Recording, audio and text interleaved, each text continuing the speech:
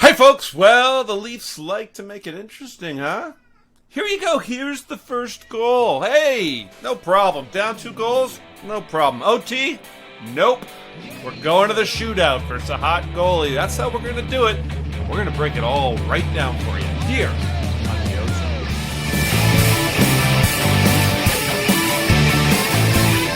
You're in the offensive zone, your place for Leafs hockey. Hey, folks. Welcome to the OZone. That's Coach. That's KD. I'm the Devo, and we're here to talk all things Leafs. Well, them Buds managed to give up another 3-1 lead to the Ducks Wednesday night. It's really becoming quite a thing.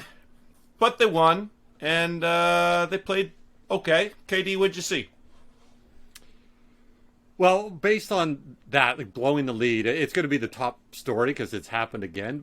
If you go back and look at that game, you know, that's just one of the ones where the hockey gods almost stole a game from me. I thought they played fine from beginning to end. There's really not much I'm not concerned about. I thought it was a great game. Like, I think they play like that all the time. This won't happen. I'm happy they end up with the 2 points. That win wasn't stolen from them, and they went to overtime against a team who is in the other conference. So, you know, it's 2 points.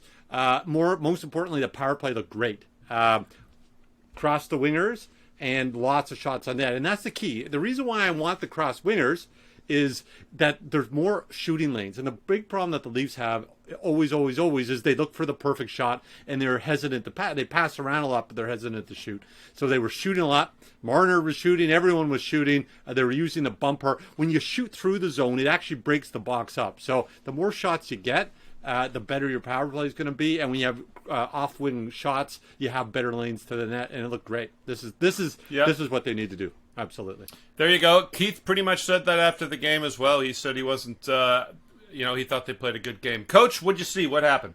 Yeah, I was texting with the Paducah, Kentucky branch of our subscriber base last night, and it sure seemed like the ice was tilted. But hey, in the end, 2 points is 2 points, right, Beeler? We'll drink to that. Yep. Look, I agree with the nerds on this one. The nerds have some fancy stats that they run throughout the game. They're going to run 1,000 simulations of whatever. Here's a couple here.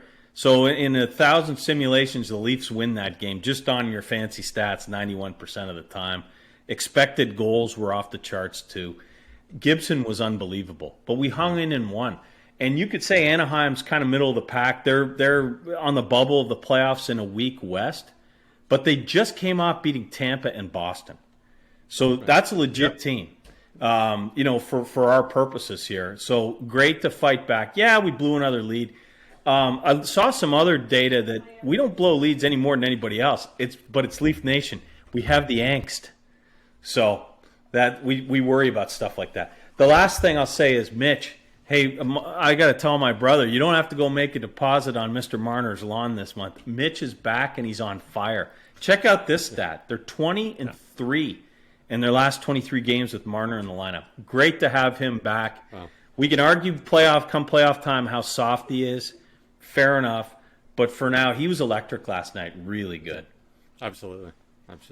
Yeah, no, it's true. And, as you said, a win's a win. They got 2 points, and they didn't hand a division rival a get-to-extra time point. So, that matters. They vastly outplayed the Ducks through much of that game, and they ran into a really tough goaltender. I mean, Gibson was standing on his head. And, how often do you see a star, one of the top 3 stars for a game, and he's a goalie, and he gave up 4 goals. So, he was pretty spectacular, and everyone who watched the game saw that. Yeah. The special teams were great. Kev brought it up, certainly on the power play, but I really liked the penalty kill.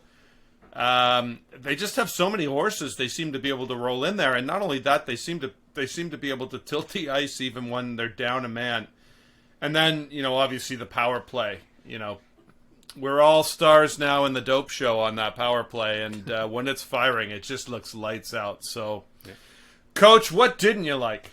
Little Casey Kasem there with the music reference. Hey, Devo, nice work. Keep your feet on the ground. Keep reaching for the stars. Hey, so I I love everything about the. I also love Campbell battling back great in the shootout. But here's what I didn't like: to be able to get that dominance, the ice time is out of whack. Let's just take a look at the forwards, right? So Spezza and Simmons, I got them circled here in red. Less than 7 minutes each for those guys down near the bottom. Engvall at 9 minutes. I mean, the guy had a goal. Oh, wait. Yeah, he scored on our own net. Okay, aside from that, he's been playing really well lately. So you hate to have to play your stars so much like that. When we're dominating like that, let's roll 4. That's the whole idea of this revamp of the lines. Let's roll them. My goodness, it's January. And then here's what's worse. So Liljegren gets hurt. You can see here he played 5 minutes and change, we really hope he gets back soon. I hope he's okay. But the lack of trust in Travis Dermott with 5D, he plays 16. He plays almost 6 minutes less than anybody else out there. They don't trust him, and I worry about that. I worry now that we got Liljegren out, maybe for some time. No idea really about Muzzin. The next guy coming in also won't be trusted. If Dermott's not to be trusted, I think we got to do something here, guys. Because there's a game where you got to play that game. If you can't play him then in a mid-January game, when can you? Yep. That's a good point. And, one of the things about moving Nylander down to the third line, and as I think he wanted to really spin those top 3 lines, but it really cost the fourth line. It cost them some time, and I don't think that's beneficial long term. I kind of like the way they were set up before. I like that shutdown third line that could tilt the ice from your own end out. You could play the fourth line pretty much anywhere and, maybe get them out 12 minutes a game and then roll those top 2 lines on top of it. I like that structure better personally. I hope this is just a temporary experiment with the sort of the 3 lines of stars, but we'll see how it rolls out. KD, how about you? What didn't you like? Just to jump on that last point. I mean, we talked about it last week about the sustainability of it. It's first of all terrible you don't trust the guys because you need to trust them in the playoffs. But it's not sustainable. We're about to go. The second half of the season is going to be jam packed. There's going to be a ton of hockey, and we have to start rolling guys and getting them out there a little bit more. One thing that is interesting to note is it's been well documented kind of for the last, call it 2 years, so the press love to run with it, that Muzzin has been carrying Justin Hall. And maybe he has for certain periods, whatever, but he's not in the lineup right now. And I thought Hall looked fantastic. Like he had almost exclusively defensive zone faceoffs. He had dominant possession stats, dominant shooting stats, and so we'll see how long he goes without Muzzin being back in the lineup and how long he can go. But there's a guy that you need to trust. You need to get him in the lineup and take up big minutes. So fingers crossed that he's our guy, because if not, there's got to be a real run to do something in the trade market, because we're running out of guys. He's been an 18-minute a night guy, and he was 22 last night, and he was good in all 22. Yeah, agreed. And I think you touched on it earlier on about this Ducks team.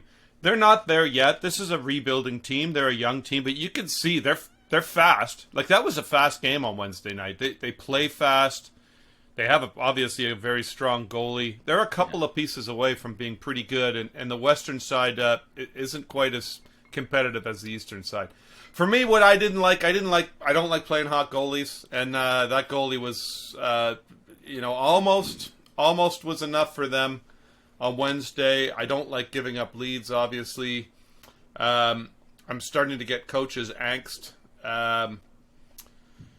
It was a weird play with Liljegren's fall, and he ended up getting called for tripping a guy with his face. So I didn't really like the fact that he got hurt. I really didn't like the call. It seemed like a strange call to call him a guy who's lost control and is sliding on the ice for interference or tripping. But I didn't like that too much. We'll see who gets back first, Muzzin or Liljegren. Liljegren's listed as day-to-day, so I guess we'll see what happens from there. But it'd be great to have one or both of those guys back in the lineup for sure.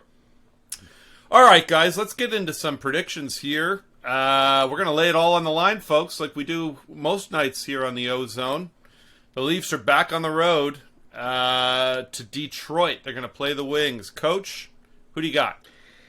Well, Detroit's cooled off. I got a 5-2 win. It doesn't even matter to me which goalie plays. I wouldn't mind seeing Mrazek go back there because he had some time there. Matthews been all over the place, 2 points last game, but not really scoring again, so I'm going to say he gets a pair. So 5-2 win, Matthews with a pair. And look, a bigger prediction, Kevin Weeks, NHL Network, he's a studio guy, he does some games. I'm going to predict that his career takes a real hit after this podcast, and here's why. So look, I'm watching the Stars game locally here, and check out this clip. This is what he has to say. A lot of people don't probably recognize. There's a very vibrant youth hockey scene in Texas. A lot of former NHLers, former college guys and pros. A good buddy of mine, Craig Menard, is there. Okay, so I'm sitting there, I'm thinking, I've heard that take before. Where have I heard that before? But as longtime listeners to the pod will know, I like to go on and make another prediction that's not about the game. And so I was talking to this guy. His name's Craig Menard. We call him Minzy. That's how the hockey nicknames work out, right? He's on our beer league team. Guy had a great career. Played in the OHL. Played at University of New Brunswick. Okay, so look, that was from episode 15 of our podcast. Back in November, I had that already. I am not appreciating Weeks jumping on my bandwagon. That is total, as we say in Texas, bovine excrement. Get your own takes, buddy. And here's what's going to happen. This is what's going to happen. Our subscriber base is going to rain down. Oh, wait, hold on. This is how many subscribers we have? That's it? Are they ill-tempered? Okay, our small but mighty subscriber base is going to rain down on you, Weeksy, unless you come on this pod and explain yourself. I'll be waiting for your call. All right, we'll look to hear from Mr. Weeks. KD, what's going to happen? Well, after my mother trash talks him, calls him up and gives him an earful. I predict it's going to be another good run for the Leafs. I think they handle them pretty easy. I'm actually, maybe it's hoping, but I'm going to say the fourth line is going to play more than 10 minutes each for the game. And I'm saying the fourth line's going to get one. And I want to see Matthews. He's fallen back down. He's sort of fifth in scoring. He has not scored a goal in a while. So I think he's playing great. But the Leafs do better when he's scoring. So they should really start to think, okay, 3-4 games hasn't scored. We got to start feeding him and get him lighting the lamp again. So maybe get Marner back on his line. Yeah, well, maybe. Yeah, no, good call. Listen, this should be an easy one. You never know. Maybe it feels like a trap game. The Red Wings don't normally like to score, and they like to give up a lot. So I'm going to call a 5-1 win for Toronto.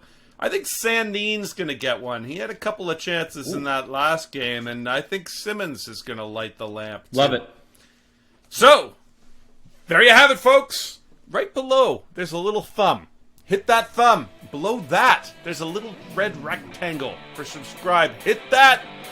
You'll never miss another video. You'll always be here with us in the OZone. It's the way we like it. Your one-stop for Leafs.